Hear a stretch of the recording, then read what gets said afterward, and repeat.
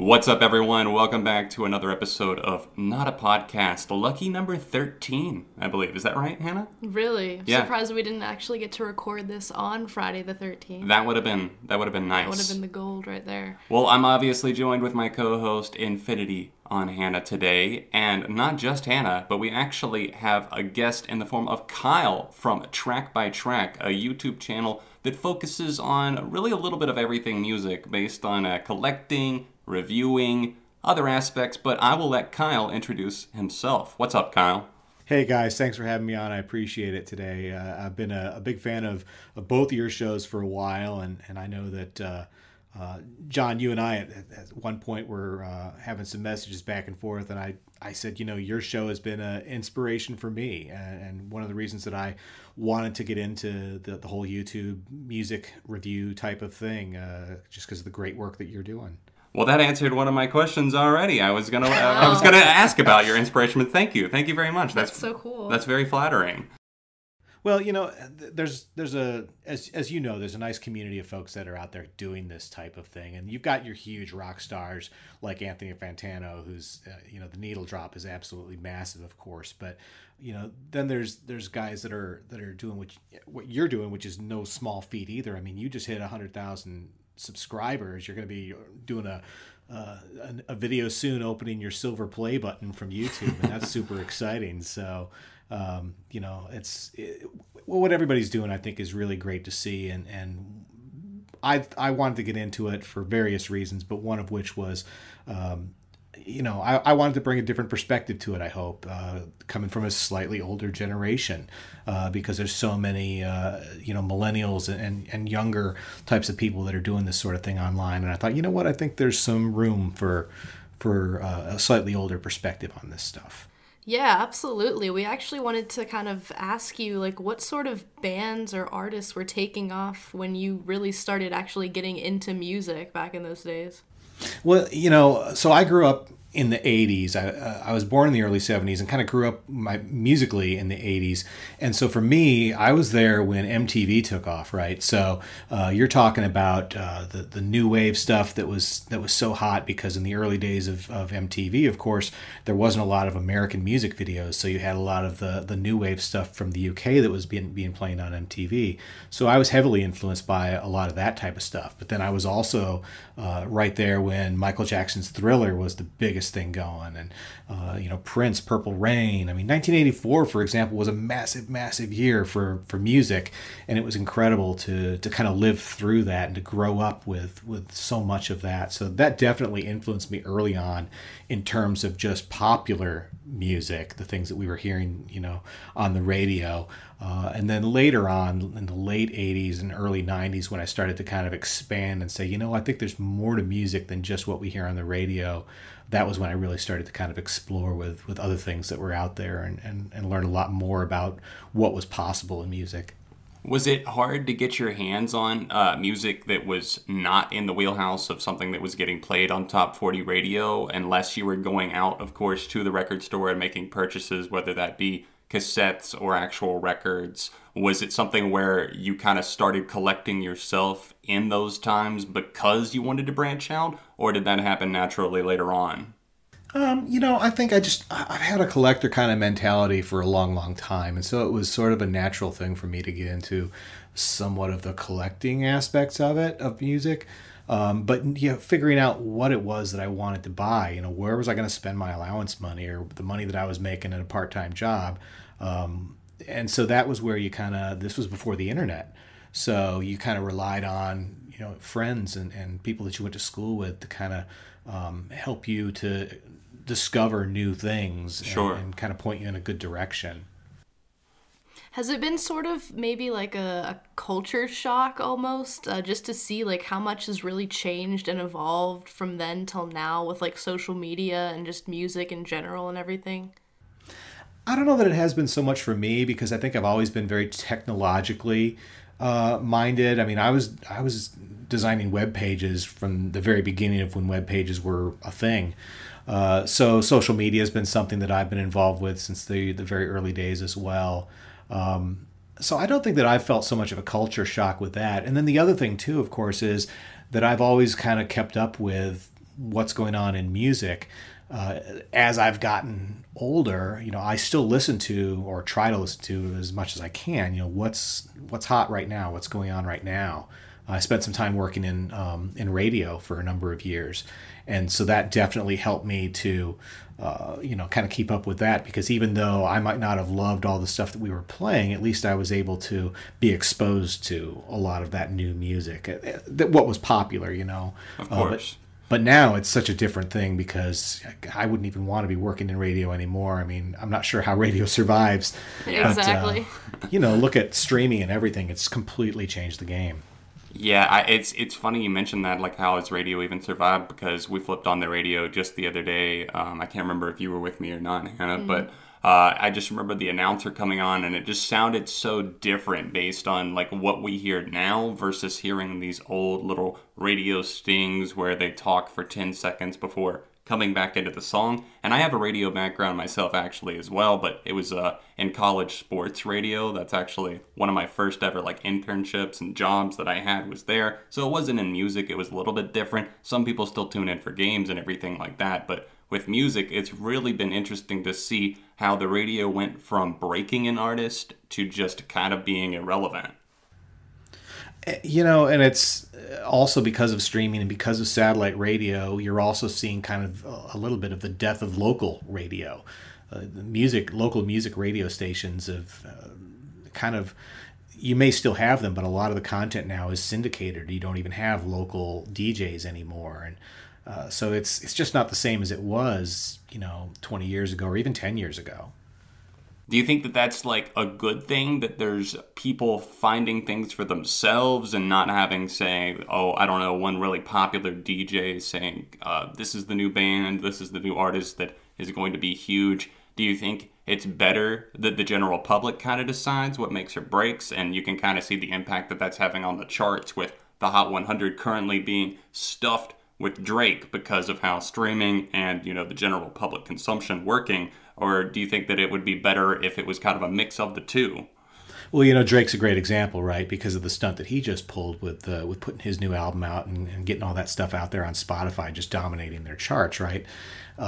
People are still, I think, when I say people, I should say the music industry is still trying to figure out how they can manipulate the new game. Because for decades, radio worked the way that radio worked. And so, you and I have both been there and had some exposure to that. You know that it isn't just DJs playing whatever the heck they want.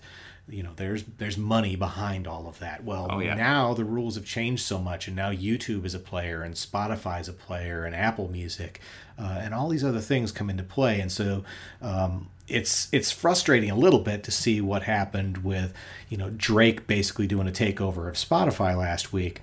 But on the other hand, from a music industry perspective, I can't really blame them for trying to pull that off, right?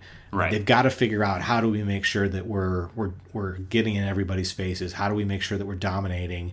And when you're an artist as massive as Drake, maybe you can pull something like that off. And it's only people like us, maybe, who really think about that and the mechanics of it all, who kind of scratch our heads and say, hey, wait a minute, that's kind of not fair, or you're kind of manipulating the system.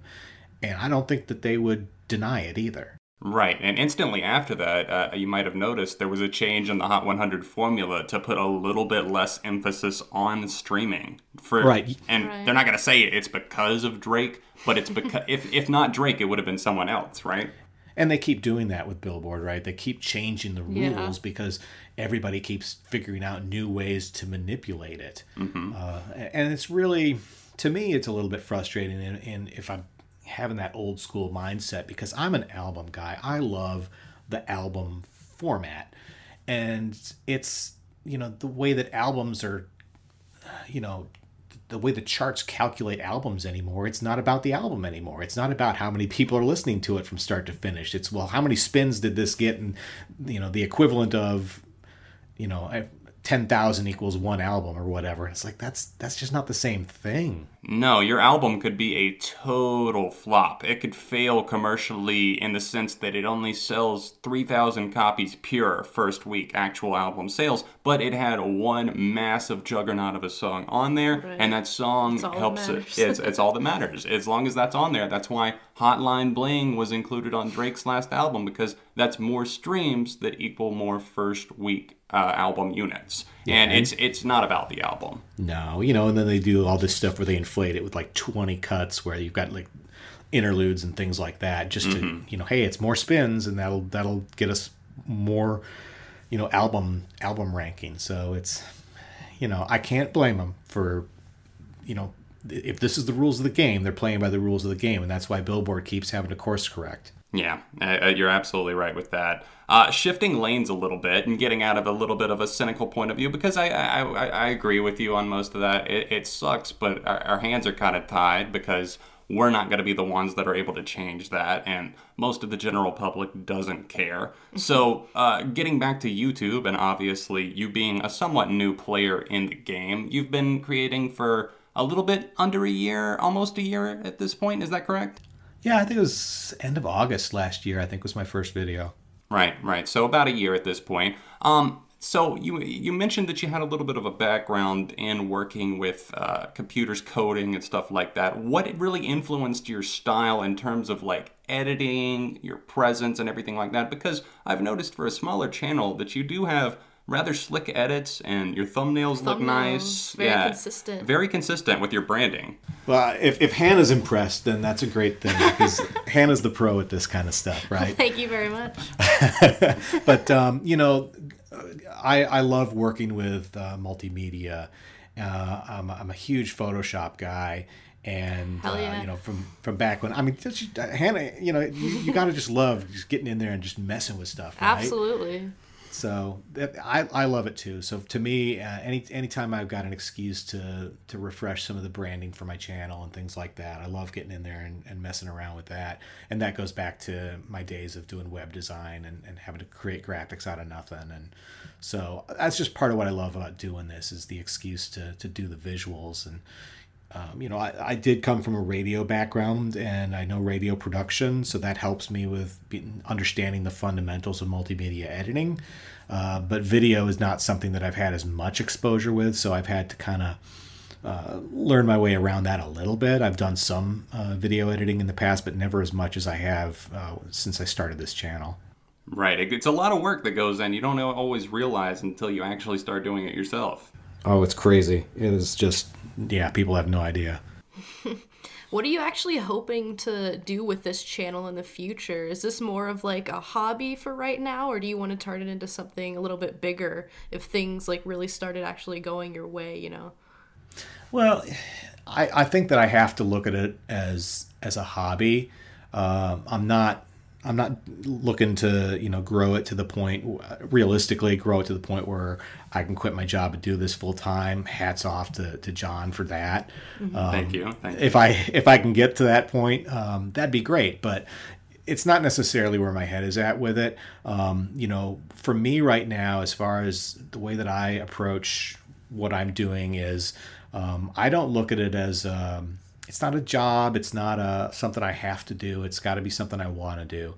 And so I'm not going to review an album that I'm not interested in. I'm not going to review an album just because it's hot, every place else. So for example, we were talking before we came on the air about Panic at the Disco. My daughter's a huge fan. Me, not so much. It's just not something I'm into. She got the album on vinyl, this beautiful colored vinyl. And so I did an unboxing video here on the channel, and because I thought, I bet there's going to be people who'd like to check out what that looks like. And so people were commenting on it saying, are you going to review this? And I'm not. And I don't feel like, number one, it's just not something I'm into, even if it's hot. And I know if I did review it, a lot of people would watch that video. I'd get a lot of clicks on that. But it's just not something I'm into. And on top of that, because of that, I don't feel I'm qualified to talk about that particular music. I'd have to be very careful about how I approach something like that. So you guys are both fans of 21 Pilots. Me, I'm not so much. I'm not going to review that album. Gotcha. I'm not, and I wouldn't want to go out there and say, you know, I may listen to some of their songs. I've heard their songs. I've heard the new songs. And do I like them? Not really. But I don't want to go out and say and be a hater about it, because that's not fair. So, you know, that's kind of my approach right now. Is I'm not doing this to try to make sure I'm reviewing everything that's out there or whatever the hot new release is. Every album I review, I'm reviewing it because it was something I was genuinely interested in. And once in a while, I'll find something that's like a new artist discovery that nobody's heard of. And I'll get very few views on it, but I feel good about the fact that I went ahead and reviewed it, because maybe somebody will listen to that album and they'll come back later and say, hey, Kyle, thanks for turning me on to that artist. I never would have heard of him otherwise, and I really dig that album. So that's kind of where I'm at. And I think that for John, for you, where, you know, you took a big risk by saying, all right, I'm going to do this full time. I'm sure that puts a lot more pressure on you in terms of the type of content you're creating and the rate that you have to create that content, and you know, all of that goes into it, because this is your lifeblood now. Exactly.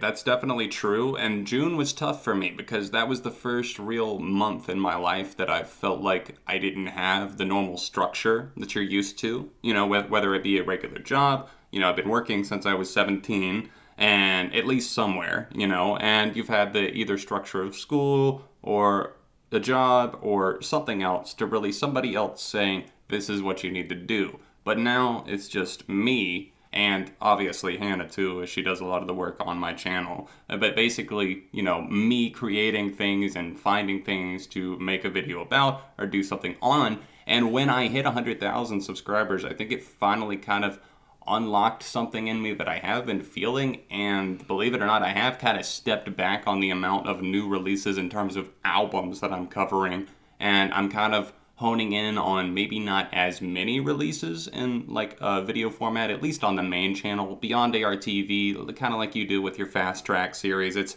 easy to, you know, quickly put something up, talk about something that's new, something that's going on in the world of music news, anything like that, or something happened that you just want to discuss, a new single or something. But with the main channel and album reviews, it could be extremely time consuming. And also, I think Anna kind of wanted to chime in here, if you're not interested in it, you know, that kind of translates to the review a lot of times. Yeah, I'm honestly like a lot like you, Kyle. You know, I won't review something unless I really, really, you know, am interested in it. And that's kind of how it's always been for my channel. Like, I try to, you know, stay in my lane, I guess, if that's the right word. I just prefer to talk about things that I already like, or like you said, if you discover something, I'll share it. But I can't really put the pressure on myself to just like continually, you know, talk about music that I don't already know a ton about, because like you said, you know, people sometimes do take it the wrong way, whether that's a form of hate or just people trying to inform you. They know, they know that you don't really understand or whatever. So yeah, I totally get where you're coming from there. But it is really rewarding, I feel like, to turn somebody onto something that they've never heard before. Like, for example, I think I've had so many people at this point in my YouTube career, quote unquote, whatever that means, to come back and say, you know, like, John, thank you so much for showing me this band. I have people that are a part of my Patreon that come support me over there, and they'll say, you know, they'll send a private message and be like, thank you for showing me this band back in 2013. It'll be something that might have been minuscule in terms of effort on my end, but I showed somebody their new favorite artist. And that's not like to brag on my end or anything. It's just like, it just kind of feels good in the sense that I'm passing the music along. I'm passing along stuff that I'm passionate about. And I think that it's a good thing. And you've kind of already felt it firsthand, probably based on some of the smaller artists like the Aces that you've covered, Kyle. Yeah, you know, when you go out and you do a review of something like the new Nine Inch Nails album, you know that people are going to be all over that, but nobody's discovering Nine Inch Nails because they saw a review on my channel or your channel. Right. You know, and most of the people watching those reviews have made their mind up whether they like the album or not, and they just want to find out if they agree with us. But yeah, it's great to take an artist like the Aces, who's a brand new artist that nobody's heard of, or like last week I reviewed, or maybe it was 2 weeks ago, I reviewed the Priscilla Renee. who's kind of a R&B / country artist. She's been writing music for about 10 years for other artists, and she's kind of trying to, it's not her first album, but it's the first album that's really getting a real push. And it's not getting a lot of views for me, but I listened to this album and I was like, man, this girl is great, and I really want to expose some people to this music. So, that's once in a while, it's great to be able to do things like that. It's frustrating because it probably takes just as much work, if not more, to do those reviews for a new artist that no one's heard of as it is to do a review for a major artist like Nine Inch Nails, or the U2 album was another very popular review for me, and stuff like that. The major artists, it takes you just as much work maybe in either case, and so one of them will get you 30,000 views and the other one gets you 300. Well, it's me 300, but Totally. No, there's a balance like that for me as well. I know which videos are going to get more views. There's the occasional surprise. There's something that'll pick up traction 6 months later if the artist breaks, for example, like Lorde did that in 2013 and really took off, and I had covered her early on, and that turned out to be one of my biggest videos ever, at least at the time of, like putting that out in terms of my channel right then. But with those videos that take off that are unexpected, sometimes you get a lot of people that weigh in, and like even with established artists, I think you've kind of felt that firsthand. And I wanted to ask, with your Nine Inch Nails video taking off and doing well, the U2 album, there's also been a lot of like hate and pushback that comes with that. And that's probably the first time that you've experienced it in such an intense way. What's it like having haters online now, Kyle? You've made it. Right, exactly. Well, and it's funny because when I started doing this last year, I don't remember what video I did, but there was something where somebody came on and made some really rude comments. And, I'm sure that they were trying to get a rise out of me. But I looked at it and I'm like, I made it.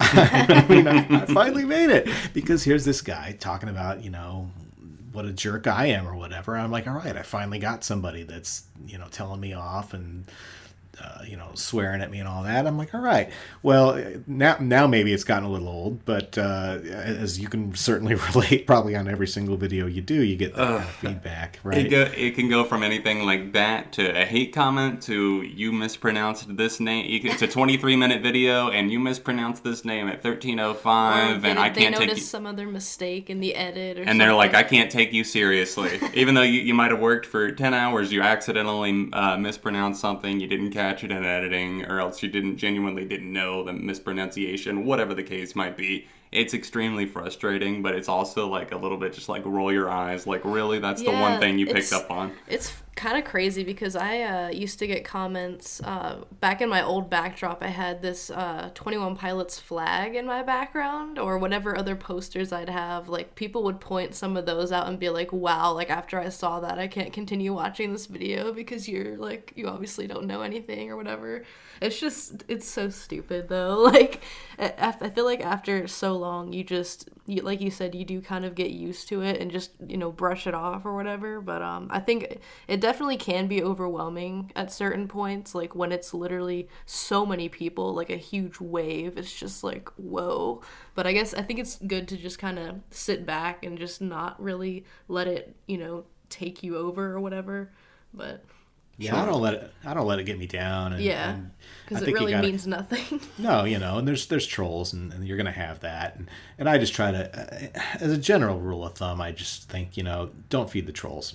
Sometimes somebody says something and I'll respond to it, but I try as much as I can to kind of stay out of it. And the thing that I have to laugh about is there's a couple of times this has happened now where somebody gets on one of my videos and he'll make some nasty comment to me, and then he makes another nasty comment, and then another one on the same video, and then he goes in and puts a bunch of nasty comments on other people's comments on that video, and he's telling me the thing that really made me laugh is this guy that did this one time. He's like, get a life, and I'm like, are you seriously going to leave a dozen comments on my video and then tell me I need to get a life? I had something so similar to that. There was someone that literally went to every single upload on my entire, like, every video I've ever done and wrote, like, the same comment. Like, get a life. And yeah, like stuff some like... kind of hate comment. I'm just like, really? Like, this is what you're spending your time on? Yeah, dude's got to get out of his parents' basement. Do you find it a little laughable? I want to ask you this, coming from a different perspective, a little bit of an older and wiser perspective, I would say, and a different generation. Is it kind of funny just to see how people act behind the anonymous username and the fact that they know that nobody's ever going to be able to really call them out on that probably, and they never say it in real life? Like the equivalent, you probably, if you went to shows back in the 80s or even the 90s, things were different. People got in people's faces over stuff, and now it's more like, I'll wait until I get home and then I'll write a mean comment on YouTube under this fake username. I don't understand that mentality at all, because I would never do that, and I don't know if it's an age thing or not. I mean, what about you? I mean, I personally wouldn't do it, but not to talk myself up or even Hannah up, but I just feel like I don't even know how to phrase it. I don't need that to validate myself. I don't need to go make somebody else feel inferior with some sort of anonymous comment, or even if it was coming straight from my channel. I mean, to go and just say the nasty thing. It's one thing to be critical of the actual art or the work that's presented to you, but if you're just there to comment on someone's body or comment on somebody's, just things that they can't control, then I don't know. I personally would never do it. And I know me either. None of us would. I think the only way that either of us or any of us would really ever get involved in something like that is from someone else saying something to us originally. Right, and you kind of get dragged into it as a result. Yeah, and hopefully sadly. You don't see this side of YouTube. And I think that you're somebody that does have an even more probably level head on their shoulders than either of us do, because you've lived more life. You have more experience, you know how to handle yourself in situations. With YouTube, it can be a war zone at times, and you don't know, how to handle yourself in every situation, and then you say the wrong thing, and it's taken the wrong way, not necessarily just for us, but really anybody. Yeah. Well, what's crazy to me is you talk about the anonymity, people kind of being able to hide behind their screen names, but to a certain extent, I don't think that people realize that you're not entirely anonymous, because I'll get somebody that'll post some nasty comment, and I'll click on their username, because we can all do this, and I can click on their name and I can see what they've uploaded. I can see their channel. Everybody's got their channel. They may not be doing content like we are on a regular basis, but I had some guy that was laying into me a couple of weeks ago and just saying the rudest things to me, and I click on his username and I go over to his channel, and he's got videos of his kids' school concert recitals and stuff. Wow. And I'm like, do you talk that way in front of your grade school kid? I wouldn't doubt it, honestly. Some people, and there's part of me that wants to subscribe, right? just start chiming in with really positive and uplifting. #1 fan. Just be really positive and uplifting. When's the next choir concert? Way to go, Billy! Great job on the solo. Yeah, I think that would definitely get under their skin. But in terms of you and actually creating, obviously, on your channel, kind of circling back there, and this is kind of what I wanted to close on. I wanted you to kind of talk about what you plan to do over the next year with your content, what you expect to do, if you have certain goals in mind, whether that be for YouTube or expansion, whatever it might be. And also, don't forget, plug your channel and your Twitter. Sure, thanks. Well, it's for me, I'm really trying to figure out what resonates with my viewers. I've seen some really good growth. You helped me out a ton back in February when they were doing that whole demonetization thing. I still missed the deadline for that, and I just got my channel remonetized last month.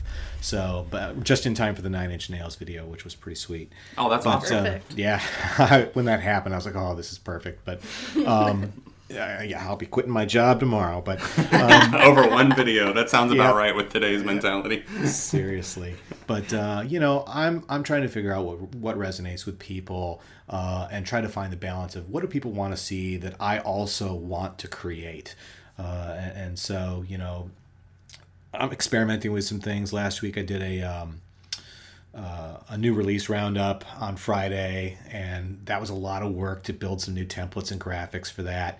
And not many people clicked on it. I'm like, oh, that's really frustrating.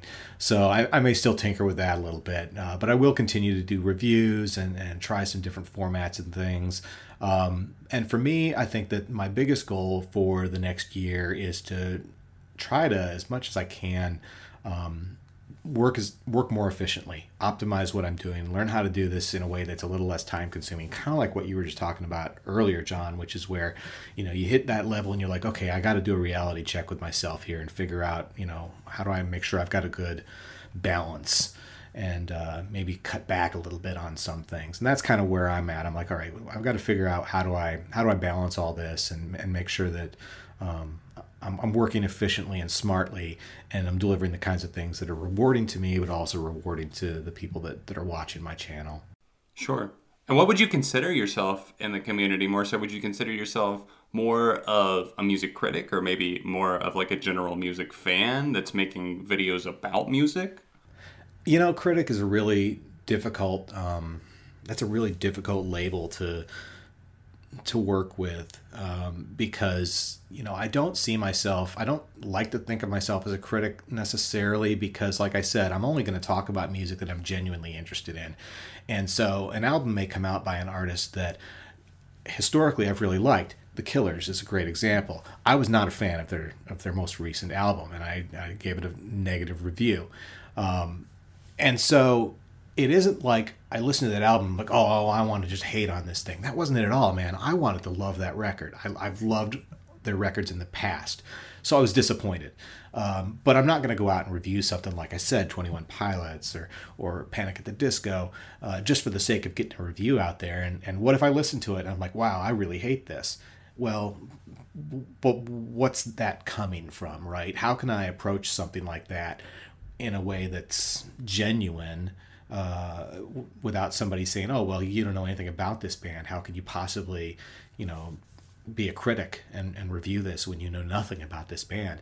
Hell, I get people that say that about me with bands like Nine Inch Nails that I've been listening to for almost 30 years. Right? Yeah, the same happened with your Dave Matthews review. I was looking through the comments there, and I was thinking, if I'm not mistaken, did you not do like kind of a collection on, I know you did on your Nine Inch Nails, the Halo collection and tour and everything. I know you have all the parts there, but you've got a pretty extensive Dave Matthews Band collection too, so it should be pretty obvious to people that this isn't just some random person on the street weighing in with their opinion. And I'm never going to convince everybody, right? But yeah, the fact is, like with Dave Matthews, I was listening to Dave Matthews when the first album came out. So, and saw them in concert on the tour for Crash. My listening with that band goes back 20 years, right? So somebody coming on and saying, I know nothing about them. Well, I guess that's your opinion. All I can say is, here's the deal. I've got all the albums. I've got twice as many of those that are live, and I've seen them in concert, blah, blah, blah. But, I can't justify myself to every single person who wants to come on and talk about how much they hated my review. So right, it's easier to just turn it off your mind to those things at that point than just try and get involved in defending yourself to, I guess, every anonymous commenter out there. Yeah, you really shouldn't have to prove to anyone anything. You always feel really like matters. You do, though. Yeah. I feel like a little bit, at least a part of us, especially. I think just coming from something where the comparisons to people like the Needle Drop and stuff are inevitable because people want to call you, like, for example, there might become a time when people are like, you, Kyle, are trying to be the next Spectrum Pulse, the next ARTV, the next rock critic, the next whatever else creator in the community, when, it's just been the same thing for people like me and Spectrum Pulse and whoever else before, that we inevitably get compared to the person that blew up before us. And it's a never-ending cycle kind of people getting compared to people. And it's not fair, but it's also something that you can't really do that much about to convince people. Otherwise, just keep creating. Well, I think we've all got to find our niche. We've got to figure out where we fit and do the thing that we do best. And I'm still learning that. And so we all see what Anthony's doing over on the Needle Drop, and he's got his way of doing things. What Mark's doing on Spectrum Pulse, that guy's got this incredible analytical brain about this stuff that just he's thinking on a whole other level, and it really shows, right? So we just got to figure that out. Is what is it that we do, and let's just stick to that and try to perfect that as much as possible. And it's really rewarding when you get people who come on in the comments and say, wow, I really love the way that you do this. And so that's been something that more and more I'm starting to see as I'm getting more and more subscribers, is people coming on and saying, man, you're one of my favorite reviewers on YouTube. And I'm like, well, that's high praise, because there's a lot of really good reviewers out there on YouTube. So for somebody to put me in, to elevate me to those types of levels is very flattering. Sure, of course. So I don't know if you want to put a number on it, you can, but what are you hoping to see in terms of like subscriber growth through the end of 2018? Do you have any certain like goals in mind, or where you're hoping to be? Well, it's been really interesting to see some of the growth recently. So I hit 1,000. I think I hit about 1,200 subscribers back in February, and you gave me a huge boost when you shared my channel with your listeners. So that was terrific. And so in the span of a couple of weeks, I went from 800 subscribers to 1,200 subscribers, and so that was a big jump for me. But then just in the wake of this Nine Inch Nails video that I put out on, was it June 22nd was when the album came out? Something around then. Just since that video, in 1 month's time, I added 500 subscribers. Right. Which for me is a big number. So that was like that's great. A big boost. So it's really interesting for me to see that and say, okay, all right, how can I learn from this? And how can I, keep working on doing some things like that? So I don't know that I can put a number on it, but I guess that I hope that maybe as I close out the year, I would love to see me potentially doubling where I'm at now. So right now I'm at about 2,100 subscribers. If I finish the year at 4,000 subscribers, I think that'd be a pretty good accomplishment. I think that's realistic too. Yeah. Absolutely. And I do hope that some of the people listening to this podcast, of course, will go and check out Kyle's channel. I don't know if we've even said it by name. Track by Track. Track X Track is how it looks on paper, but Track by Track. And is that your Twitter handle as well, Track by Track? Yes, it is. Yes, it is. And I've had it for, I had this idea for several years, and I actually registered the .com and everything a few years ago.